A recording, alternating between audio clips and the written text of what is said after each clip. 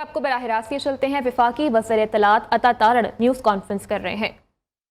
जो टैक्स देने की सकत रखते हैं और जो इस मुल्क की अशराफिया है जिनमें ये कैपेसिटी है कि वो टैक्स दे सकें और गरीब आदमी पे टैक्स का बोझ कम करने के हवाले से कि टैक्स का बोझ वो उठाए जिसमें टैक्स का बोझ उठाने की ताकत है, जो टैक्स के पैसे से मुस्तफ़ीद भी होता है, जिसकी सहूलियात भी ज़्यादा हैं।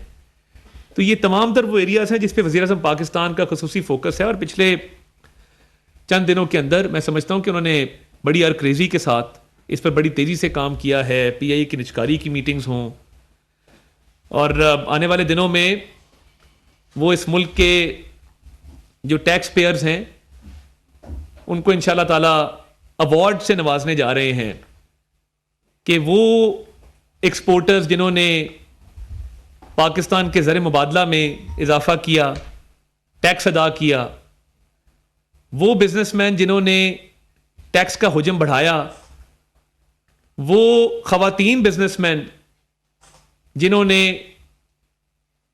टैक्स का हुजम बढ़ाने में अपना किरदार अदा किया, IT के शोबे में वो लोग जिन्होंने टैक्स भी बढ़ाया, पाकिस्तान का ज़र मुबादला भी बढ़ाया। तो ये पहली दफ़ा है कि हुकूमत पाकिस्तान उनको एजाज़ात से नवाजने जा रही है और बाकायदा वज़ीर-ए-आज़म हाउस में इसकी एक तकरीब रखी जा रही है जिसमें वज़ीर-ए-आज़म इन टैक्स अदा करने वाले उन लोगों को जिन्होंने अपनी कौमी जिम्मेदारी समझते हुए ज़्यादा से ज़्यादा टैक्स अदा किया है या एक्सपोर्ट करने में, एक्सपोर्ट सेक्टर को बढ़ाने में अपना किरदार अदा किया है, उनको नवाजा भी जाएगा, उनको एजाज़ात भी दिए जाएंगे। और ये पूरे मुल्क के लिए एक मैसेज है कि जो टैक्स अदा करने वाले लोग हैं वो काबिल सताइश हैं, हम उन्हें खराज तहसीन पेश करते हैं। और जो टैक्स पे नहीं करते, टैक्स अवॉइडेंस, टैक्स इवेजन में मुलव्वस हैं, वो कार्रवाई भी अमल में लाई जा रही है। तो ये जो मुआशी इस्लाहात का सिलसिला है ये बड़ी तेज़ी के साथ जारी है और इस माह रमज़ान में भी अवाम को रिलीफ प्रोवाइड करने के लिए वज़ीर-ए-आज़म साहब ने पूरे मुल्क में वज़रा की ड्यूटियाँ लगाईं। कल भी वज़रा ने यूटिलिटी स्टोर्स के दौरे किए, आज भी जाम कमाल साहब भी दौरे पर गए, आज़म नज़ीर तारड़ साहब वज़ीर कानून ने भी दौरा किया और ये बड़ा एक मौसर एक निज़ाम बनाया गया है कि लोगों तक खुद पहुँचा जाए और इस बात की तस्दीक की जाए कि माह रमज़ान में अशियाए खुर्दोनोश जो हैं वो रेट लिस्ट के मुताबिक सस्ते दामों मुहैया की जा रही हैं कि नहीं की जा रही। तो इस पर भी बड़ी तवज्जो है और इसकी भी निगरानी हो रही है। तो मैं ये समझता हूँ कि ये इस मुल्क की मईशत में बेहतरी लाने के लिए तमाम इक़दामात जो हैं उस हवाले से रोड मैप्स बन रहे हैं और इंशाअल्लाह ताला बहुत जल्द इसके असरात आपको नज़र आएंगे। और वज़ीर-ए-आज़म की तमाम तर तवज्जो मुआशी इस्लाहात पर मरकूज़ है। कल रिकोडिक की मीटिंग की जिसमें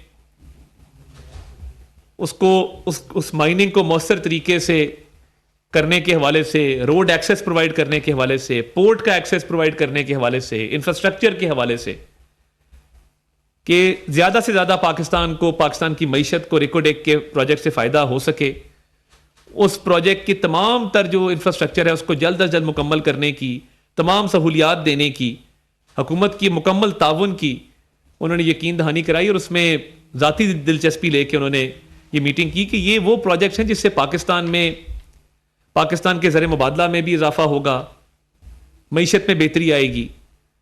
तो मैं समझता हूँ कि ये हमारा जो पहले महीने के अंदर ही तमाम तर वो इक़दाम किए जा रहे हैं जो ज़रूरी थे और इस एजेंडे को तेज़ी से आगे लेकर बढ़ेंगे। एक हमारा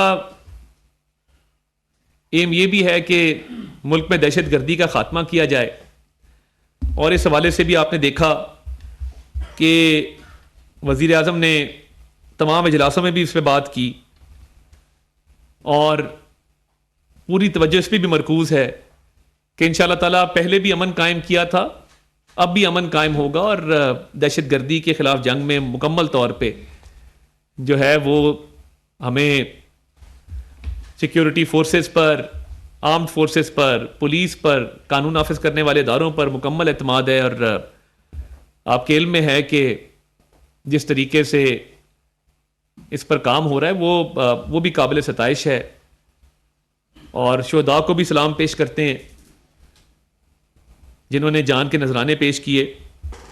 और एक हमला पिछले दिनों गवादर पोर्ट अथॉरिटी पे किया गया और उसकी जिम्मेदारी भी कबूल की गई बीएलए की तरफ से, और एक करीम जान नामी टेररिस्ट उस गवादर पोर्ट अथॉरिटी के हमले में मुलव्विस था, वो हलाक हुआ। और ये बड़ी तशवीशनाक बात है कि जब वो डेड बॉडी वर्सा के हवाले की गई और वर्सा ने दरख्वास्त दी कि डेड बॉडी हमारे हवाले की जाए, तो 2022 अगस्त से उसको मिसिंग पर्सन डिक्लेयर किया जा रहा था।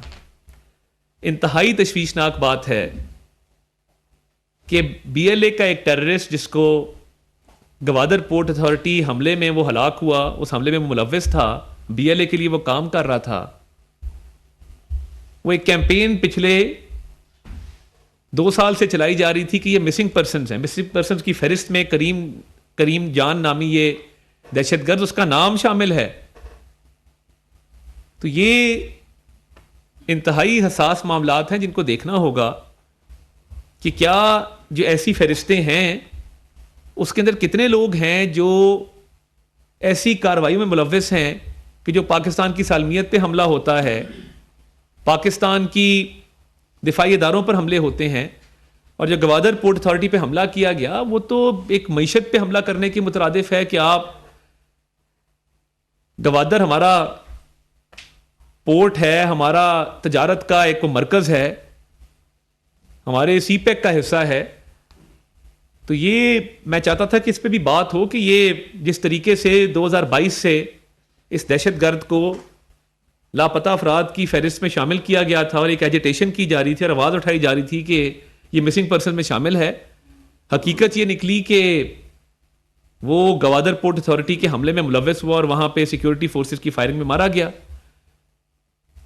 गवादर पोर्ट अथॉरिटी के अटैक में जो सिक्योरिटी फोर्सेस के जवान शहीद हुए उनको भी खराज तहसीन पेश करते हैं। और हम ये समझते हैं कि इस मुल्क की अमन सलामती के लिए जो कुर्बानियां दी जा रही हैं वो इंशाल्लाह रायगानी जाएंगी और इसमें अमन कायम करने के लिए इंशाल्लाह ताला हुकूमत अपना भरपूर किरदार अदा करेगी। थोड़ी सियासत की थोड़ी सी बात ये कर लें कि तहरीक इंसाफ इस वक्त बहुत टूट फूट का शिकार है। फॉरवर्ड ब्लॉक की खबरें आ रही हैं, गौहर खान साहब एक बात करते हैं और दूसरी तरफ से शेर अफजल मरवत साहब दूसरी बात करते हैं। कोई कहता है कि खान साहब ने कहा था कि मजलिस वहदतुल मुस्लिमीन को ज्वाइन करना है, कोई कहता है कि नहीं उन्होंने कहा था कि सुन्नी इत्तेहाद काउंसिल को ज्वाइन करना है, कोई कहता है कि ये गलत कह रहा है, कोई कहता है कि वो गलत कह रहा है। आप एक कौमी जमात हैं, आपका बिहेवियर तो ऐसा है जिस तरह छोटे बच्चे आपस में लड़ते हैं। आप भी ये आपस के इख्तलाफात जो आपके चल रहे हैं और जो ग्रुप बंदी चल रही है और आपकी जमात टूट फूट का शिकार है, ना इत्तफाकी है, आपस में बदस्तो गिरेबां हैं। कोई कहता है कि जी रीमा खान साहिबा को रोल ना दिया जाए, कोई कहता है जी फलां को रोल दे दें। तो ये आप भी इस इंटरनल पॉलिटिक्स को छोड़ के मिसाक मईशत के हवाले से अपना किरदार अदा करें, इस मुल्क में मुस्बत सियासत करें। और आप कभी वो IMF को लेटर निकल आता है आपका, कभी आप अब यूरोपियन यूनियन को कह रहे हैं कि इलेक्शन की तहकीकात की जाए और उसकी रिपोर्ट शेयर की जाए। भाई आप इलेक्शन कमीशन में जाएं, आप इलेक्शन ट्राइब्यूनल्स में जाएं, आप लॉबिंग फर्म्स हायर करते हैं बाहर। पहले आप कहते थे कि हम कोई गुलाम हैं, इंपोर्टेड हुकूमत और गुलामी नामंजूर, तो अब आप वहां पे लॉबिंग फर्म्स हायर करके, तो डोनाल्ड डू ने जो कहा कि सर्टिफाइड झूठा करार दिया उसने आपको और दूध का दूध और पानी का पानी हुआ, तो आप क्या चाहते हैं? अब वहां पे बयानात कभी आप किसी से दिलवा देते हैं और आपको तो चाहिए ना मुल्क के अंदर सियासत करें। तो आप ये कभी अमेरिका में लॉबी करते हैं, कभी यूरोपियन यूनियन को कहते हैं, कभी GSP+ के हवाले से, कभी IMF के हवाले से, कभी बाहर मुजाहरे करते हैं। तो कौमी धारे में आए, यहां पे सियासत करें। आपने तो हम कोई गुलाम है का नारा लगाया था, तो आप वहां से क्या मदद तलब कर रहे हैं?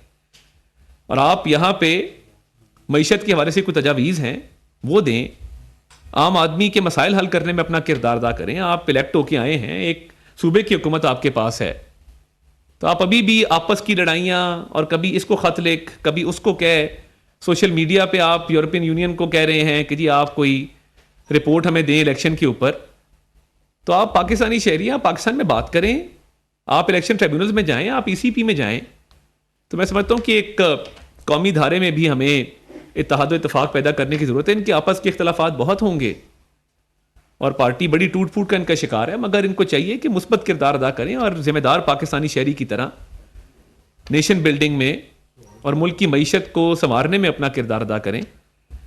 और सोशल मीडिया पे भी जो कैंपेन्स चलती हैं फेक न्यूज़ के हवाले से, देखिए इसको भी अब बस कर दें। हमने मईशत को ठीक करना है, महंगाई बेरोज़गारी गुर्बत का खात्मा करना है और यही इंशाअल्लाह ताला हमारा एम है कि अगले बहुत जल्द इंशाअल्लाह ताला इन तमाम मसाइल का तदारक जो है वो किया जाए। बहुत शुक्रिया। यासर मलिक दुनिया न्यूज़।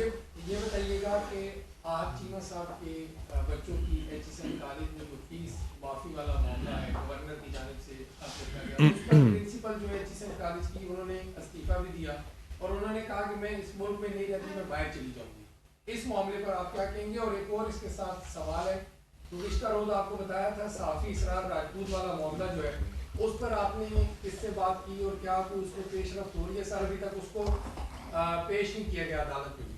बहुत शुक्रिया जी। जहाँ तक आहत खान चीमा साहब का मामला है, उसमें 3 साल उनके बच्चे वहाँ पे नहीं पढ़ रहे थे।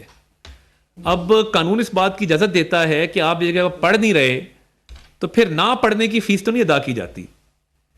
और वो एक एप्लीकेशन उन्होंने दी, कानून के मुताबिक दी, रूल्स के मुताबिक दी कि मेरे बच्चे अब वहाँ पे नहीं पढ़ रहे, तो जब पढ़ नहीं रहे तो फिर फीस किस बात की अदा की जाए। और देखें, हम तो वो लोग हैं जिन्होंने एजुकेशन रिफॉर्म्स किए मुल्क के अंदर, जो पीस स्कॉलरशिप्स लेके आए, पंजाब एजुकेशन फाउंडेशन का कॉन्सेप्ट लेके आए, लैपटॉप्स का जो है वो इजरा किया। तो ये इसको गलत रंग दिया जा रहा है। अगर आप उस रिपोर्ट को उसका बगौर जायज़ा लें और उसको तफसील से पढ़ें तो ऐसा नहीं था कि उनके बच्चे पढ़ रहे थे और उन्होंने कहा जी बच्चे मेरे पढ़ रहे हैं मगर मुझे फ़ीस माफ़ी दी जाए। बच्चे उनके इस्लामाबाद शिफ्ट हो चुके थे, इस्लामाबाद के स्कूल में पढ़ रहे थे। तो उन्होंने कहा जो 3 साल अब वहाँ नहीं पढ़ रहे, उस दौरान फ़ीस अदा करने का कोई जवाज़ नहीं है कि जब पढ़ नहीं रहे तो फिर फ़ीस किस बात की देनी। तो मैं समझता हूँ कि वो उनका राइट है कि वो कानून के मुताबिक, उनकी अहलिया ने एक दरख्वास्त दी जिस पे कानून के मुताबिक एक फ़ैसला किया, गवर्नर साहब ने, बोर्ड ऑफ गवर्नर्स ने उसका फ़ैसला किया। तो अगर वहाँ पे एक सहूलत ली नहीं जा रही, एक सर्विस ली नहीं जा रही, तो फिर उसकी पेमेंट ना करने के हवाले से उनकी दरख्वास्त थी जिस पे गवर्नर साहब ने फ़ैसला किया। मैं समझता हूँ कि वो फ़ैसला पढ़ा जा सकता है। और अब जहाँ तक आपने रावलपिंडी की एक साफ़ी का जिक्र किया, उस पर इंशाल्लाह ताला पंजाब हुकूमत से हम रब्ता कर रहे हैं और इंशाल्लाह उनको कहेंगे कि इस पे जो कानून के मुताबिक आगे मामला चल सकता है चलाया जाए। और वो बड़ा एक सेंसिटिव इशू था जो मेरी नज़र से गुजरा, जिसके अंदर एक इमाम बारगाह के हवाले से एक बात की गई थी। तो देखिए, ये हमारी जिम्मेदारी है कि फ़िरका वारियत को रोकना, हमांगी पैदा करना आपस में। तो खुदा ना खास्ता ये मामला बहुत ख़तरनाक भी हो सकता था, मगर इस पर इंशाल्लाह ताला को इसका खुश असलूबी के साथ को कोशिश करेंगे इसका हल निकालें। तारड़ साहब, एक सवाल यह था कि प्राइम मिनिस्टर शहबाज शरीफ ने जब वो गुज़श्ता दिनों प्राइम मिनिस्टर थे इससे पहले, तो उन्होंने जर्नलिस्टों के लिए और मीडिया वर्कर के लिए 1 करोड़ रुपए का ऐलान किया था हेल्थ इंश्योरेंस के हवाले से, जिस पर पूरा काम भी हो चुका है। इन्फॉर्मेशन मिनिस्ट्री ने भी इस पर काम मुकम्मल कर लिया। तो वो रकम रोक ली गई थी, तो वो रकम कब तक रिलीज़ की जाएगी और जिससे